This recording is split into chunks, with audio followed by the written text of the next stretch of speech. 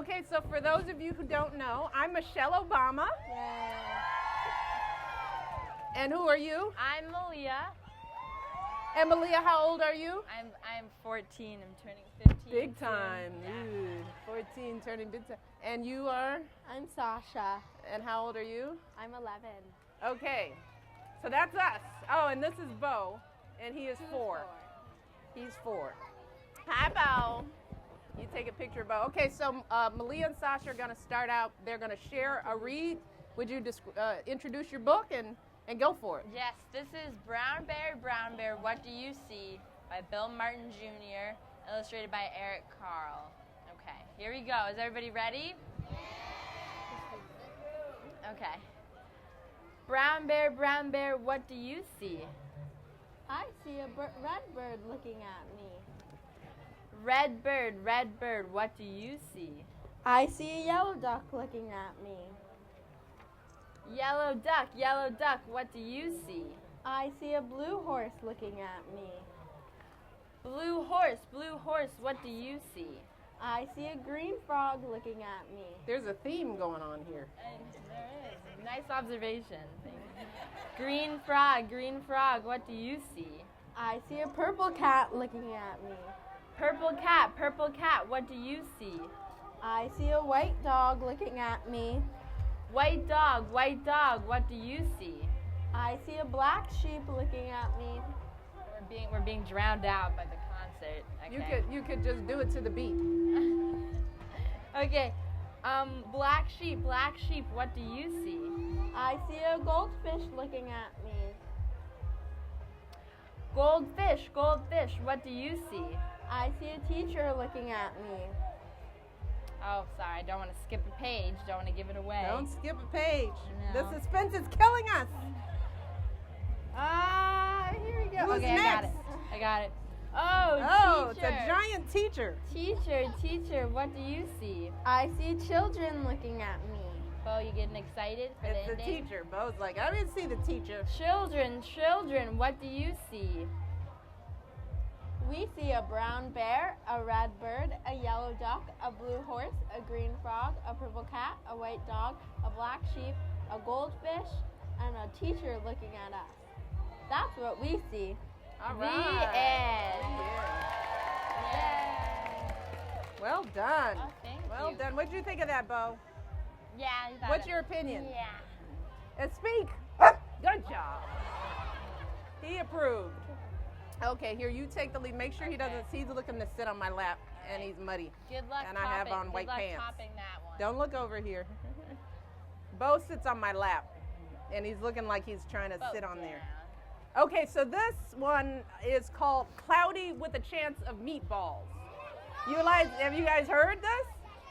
All right, you guys, we didn't read this The one. movie is the best. There's a movie? That is Sorry. movie. All right, well, we didn't read this growing up, so this was kind of a new one for me. So, all right, you guys want to help out if you find some? No, I'm gonna listen. All right, take it all in. We were all sitting around the big kitchen table. It was Saturday morning, pancake morning. Mom was squeezing orange juice. Henry and I were betting on how many pancakes we each could eat, and Grandpa was doing the flipping. They're having pancakes. Seconds later, something flew through the air, headed toward the kitchen ceiling, and landed right on Henry. After we realized that the flying object was only a pancake, we all laughed, even Grandpa. Breakfast continued quite uneventfully. All the other pancakes landed in the pan, and all of them were eaten, even the one that landed on Henry. How many people like pancakes? Woo! Yeah, we got pancake. What about you two? I'm more of a waffle. Oh, person. how contrary. This is what happens when you turn 15. I like waffles. That night, touched off by the pancake incident at breakfast, Grandpa told us the best tall tale bedtime story he'd ever told. Across an ocean, over lots of huge bumpy mountains, across 3 hot deserts and 1 smaller ocean, there lay the tiny town of Chew and Swallow. Yeah, nice name. Chew and Swallow. The town of Chew and Swallow. What do you think they do in Chew and Swallow? It's a possibility. Let's find out. In most ways, it was very much like any other tiny town. It had a main street lined with stores, houses, and with trees and gardens around them, a schoolhouse, about 300 people, and some assorted cats and dogs. But there were no food stores in the town of Chew and Swallow. They didn't need any. The sky supplied all the food they could possibly want. The sky! The only thing that was really different about Chew and Swallow was its weather. It came 3 times a day, at breakfast, lunch, and dinner. Everything that everyone ate came from where? The sky. Whatever the weather served, that's what they ate. But it never rained rain, it never snowed snow, and it never blew just wind. It rained things like soup and juice. It snowed mashed potatoes and green peas, and sometimes the wind blew in storms of hamburgers. How's that sound? A hamburger storm. It's very nice. Scrumptious. The people could watch the weather report on television in the morning, and they would even hear a prediction for the next day's food. When the townspeople went outside, they carried their plates, cups, glasses, forks, spoons, knives, and napkins with them. That way, they would always be prepared for any kind of weather. If there were leftovers, and there usually were, the people took them home and put them in the refrigerator in case they got hungry between meals. Look at all that food coming down from the sky. All right, if anything came down from the sky, what would you want it to be? Shout it out. Ice cream. How predictable. What about peas? All right, we got some pea takers. The menu varied. By the morning, they woke up, but by the time they woke up in the morning, breakfast was coming down. After a brief shower of orange juice, low clouds of sunny side up eggs moved in, followed by pieces of toast. Butter and jelly sprinkled down for the toast, and most of the time it rained milk afterwards. For lunch one day, frankfurters, already in their rolls, blew in from the northwest at about 5 miles an hour. There were mustard clouds nearby. Then the wind shifted to the east and brought in baked beans. A drizzle of soda finished off the meal. Hot dog, beans and franks, coming down from the sky. Beans and franks. What do you think? That sounds delicious. Sounds good. Dinner one night consisted of lamb chops, becoming heavy at times, with occasional ketchup. Periods of peas and baked potatoes were followed by gradual clearing, with a wonderful jello setting in the west. The sanitation department, because if it's raining all this food, what did the town look like? A food junk. It's a food junk. The sanitation department of Chew and Swallow had a rather unusual job for a sanitation department. It had to remove the food that fell on the houses and sidewalks and lawns. The workers cleaned things up after every meal and fed all the dogs and cats. Then they emptied some of it into the surrounding oceans for the fish and turtles and whales to eat. The rest of the food was put back into the earth so that the soil would be richer for the people's flowers to grow. So that's what they did. Does that sound like a good plan? Well, let's find out. Life for the townspeople was delicious until the weather took a turn for the worse. What do you think happened? One day, there was nothing but gorgonzola cheese all day long. The next day, there was only broccoli, all overcooked. And the next day, there were Brussels sprouts and peanut butter with mayonnaise.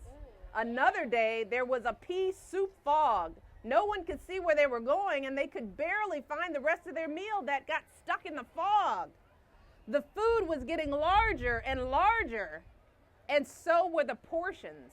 The people were getting frightened. Violent storms blew up frequently. Awful things were happening. One Tuesday, there was a hurricane of bread and rolls all day long and into the night. There were soft rolls and hard rolls, some with seeds and some without. There was white bread and rye and whole wheat toast. Sasha said, sounds good, huh? Most of it was larger than they had ever seen bread and rolls before. Yeah, you guys don't have to go yet. It was a terrible day. Everybody had to stay indoors. Roofs were damaged, and the sanitation department was beside itself. The mess took the workers 4 days to clean up, and the sea was full of floating rolls. To help people out, the people piled up as much bread as they could in their backyards, and the birds picked at it a bit, but it just stayed there and got staler and staler. This sounds horrible. There was a storm of pancakes one morning and a downpour of maple syrup that nearly flooded the town. A huge pancake covered the school. No one could get in because of its weight, so they had to close the school. That's horrible. No school. That would be horrible. Lunch one day brought 15-inch drifts of cream cheese and jelly sandwiches. Everyone ate themselves sick, and the day ended with a stomach ache. There was an awful salt and pepper wind accompanied by an even worse tomato tornado. People were sneezing themselves silly and running to avoid the tomatoes. The town was a mess. There were seeds and pulp everywhere. It was a disaster. The sanitation department gave up. The job was too big. Everyone feared for their lives. They couldn't go outside most of the time. Many of the houses had been badly damaged by giant meatballs. Stores were boarded up, and there were no more school for the children. So a decision was made to abandon the town of Chew and Swallow. It was a matter of survival. The people glued together the giant pieces of stale bread sandwich style with peanut butter. They were making boats out of the food and took the absolute necessities with them and set sail on their rafts for a new land. After being afloat for a week, they finally reached a small coastal town which welcomed them. The bread had held up surprisingly well enough for them to build temporary houses for themselves out of it. This is a pretty elaborate story. The children began school again, and the adults all tried to find places for themselves in the new land. The biggest change they had to make was getting used to buying food at a supermarket. They found it odd that the food was kept on shelves, packaged in boxes, cans, and bottles. Meat that had to be cooked was kept in large refrigerators. Nothing came down from the sky except rain and snow. The clouds above their heads were not made of fried eggs. No one ever got hit by a hamburger again, and nobody dared to go back to Chew and Swallow to find out what had happened to it. They were too afraid. Henry and I were awake until the very end of Grandpa's story. I remember his goodnight's kiss. The next morning, we woke up to see snow falling outside our window. We ran downstairs for breakfast and ate it a little faster than usual so we could go sledding with Grandpa. And it's funny, but even as we were sliding down the hill, we thought we saw a giant pat of butter at the top, and we could almost smell mashed potatoes. The end. Yay! You guys were such good listeners. So what's the moral of that story? Because I'm not sure I know. Can someone help me out here? You two have good ideas. What? We don't. Does anyone know the moral of that story? What?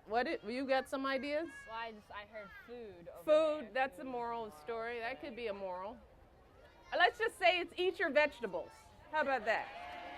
That's the moral of the story. Eat your vegetables. You guys, thank you. Thanks for coming. All right, have fun. Bye. Bye, guys. You guys were very good listeners. This was fun. We'll see you later.